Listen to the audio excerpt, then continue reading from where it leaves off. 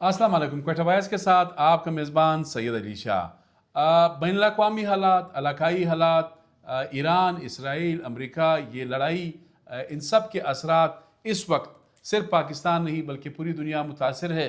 लेकिन हम बलूचिस्तान के कॉन्टेक्स्ट में यहाँ पे बात करेंगे DRA, disparity reduction allowance. Balochistan के मुलाजमीन का देरीना मुतालबा रहा है। इस हवाले से 3 लाख के करीब जो मुलाजमीन है उनकी नज़रें ग्रैंड अलायंस और हुकूमत बलूचिस्तान के दरमियान मुज़ाकरात का जो सिलसिला जारी था उस पर उनकी नज़रें मरकूज थी। इस पर बात करने के लिए मेरे साथ मौजूद है ग्रैंड अलायंस बलूचिस्तान के सरबराह जनाब प्रोफेसर अब्दुल कुद्दूस काकड़ साहब। सर, वक्त देने का बहुत बहुत शुक्रिया। Thank you sir. ज़रा हमारे नाजरीन को इस वक्त जब मैं आपसे बात कर रहा हूँ, क्या स्टेटस है गवर्नमेंट एंड ग्रैंड अलायंस?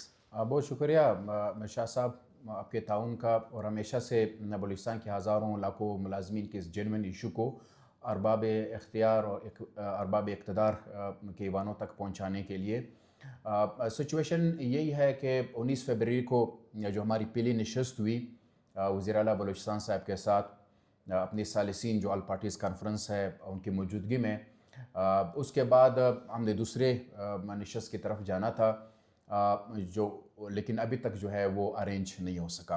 और 12 हमने कोशिश की है ऑल पार्टीज़ के दोस्तों से कि वो ब्रिज बने और हमारे और गवर्नमेंट के दरमियान जो एक नेगोशिएशन का जो एक सिलसिला है, जो सीरीज़ है, उसको आगे बढ़ाया जाए।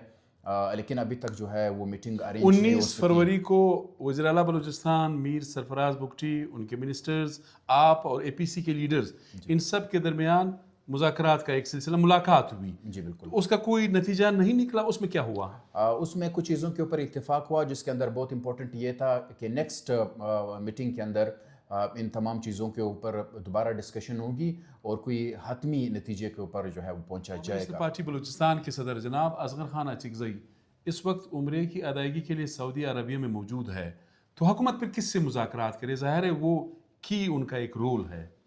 शाह साहब, ये मामला ये कि पहले CM साहब की अवेलेबिलिटी का इशू बना, वो इस्लामाबाद में मौजूद रहे, वो आए तो फिर जो हमारे काबिल एहतराम शोएब नशरवानी साहब के अवेलेबिलिटी का इशू बना, फिर हमारा एक मीटिंग अरेंज हुआ था, वो इसी वजह से पोस्टपोन्ड हुआ। अब असगर खान अचिकज़ई साहब जो हैं वो उम्रे पे चले गए हैं, लेकिन चूँकि ये ऑल पार्टीज़ के अंदर हमारे बहुत से बाकी दोस्त भी हैं।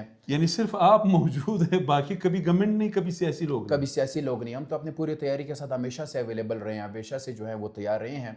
लेकिन हम ये समझते हैं कि असगर खान अचिकज़ई साहब अगर इस मामले में कोई बायर हैं तो इंशाल्लाह बाकी हमारे सियासी ज़ोमा मौजूद हैं, तो इशू नहीं बनेगा इंशाल्लाह। अगर CM साहब हमें अवेलेबिलिटी देते हैं, टाइम देते हैं, तो इंशाल्लाह उसके ऊपर जो है वो ब्रेक थ्रू हो सकता है। ये मुझे बताएं, कोई तादीबी कार्रवाइयाँ? ज़ाहिर है आपने अपना जो प्रोटेस्ट है वो कॉल ऑफ किया, ख़त्म किया, गवर्नमेंट ने भी कहा कि ठीक है ये हमारे अपने लोग हैं, ज़ाहिर है आपने ही इस सिस्टम को चलाना है। जी बिल्कुल। मैं तो नहीं चला सकता हूँ, ये आप नहीं चलाना है, क्लर्क ने चलाना है, प्रोफेसर ने चलाना है, टीचर ने चलाना है, XYZ, इसमें मैं नहीं जा रहा हूँ, पुलिस सिपाही भी है, ज़ाहिर है ये सारे बेनिफिशरीज होंगे। जी बिल्कुल।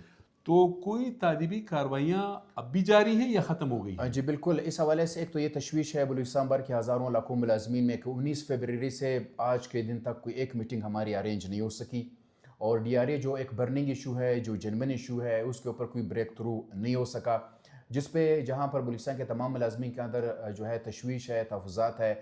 सेम जो स्टेटस जो है वो बलूचिस्तान ग्रैंड अलायंस के लीडरशिप के अंदर भी है। हम भी खुद इस पूरे मामले को लेकर अनकम्फर्टेबल हैं और अनरेस्ट हैं। लेकिन दूसरा जो एक बहुत बड़ा इशू हमें दरपेश है वो ये है कि साथ में मुज़ाकरात चल रहे हैं। एक मुज़ाकरात का एक राउंड हो चुका है, एक कमिटमेंट के तहत हम पूरे बलूचिस्तान के जो लोग असीरान थे, हमारे मुलाजमीन दोस्त, उनको जेलों से रिहाई मिली। होना तो ये चाहिए था कि जब एक पीस का प्रोसेस चलता है या कोई निगोसिएशन का प्रोसेस चलता है तो वो इत्मीनान साजी के लिए फिर दोनों तरफ से जो है वो इकदाम उठाए जाते हैं। गवर्नमेंट ने रिक्वेस्ट की, ऑल पार्टीज़ कॉन्फ्रेंस ने रिक्वेस्ट की, हमने पूरे बलूचिस्तान के अंदर अपना जो एहतजाज का जो एक मरहला था उसको हमने पोस्टपोन किया। लेकिन गवर्नमेंट की तरफ से जो है हमारे साथ जो है वो وہ اظہار نہیں ہو سکا، یعنی وہ جو تعدیبی کارروائیاں تھیں وہ ابھی تک چل رہی ہیں۔ وہ چل رہی ہے، ٹھیک ہے۔ اس میں یہ کہ پہلے جو ہے کوئی 38-39 جو ہمارے پروفیسر ہیں میل اور فیمیل، ان کی تنخواہیں بند ہیں۔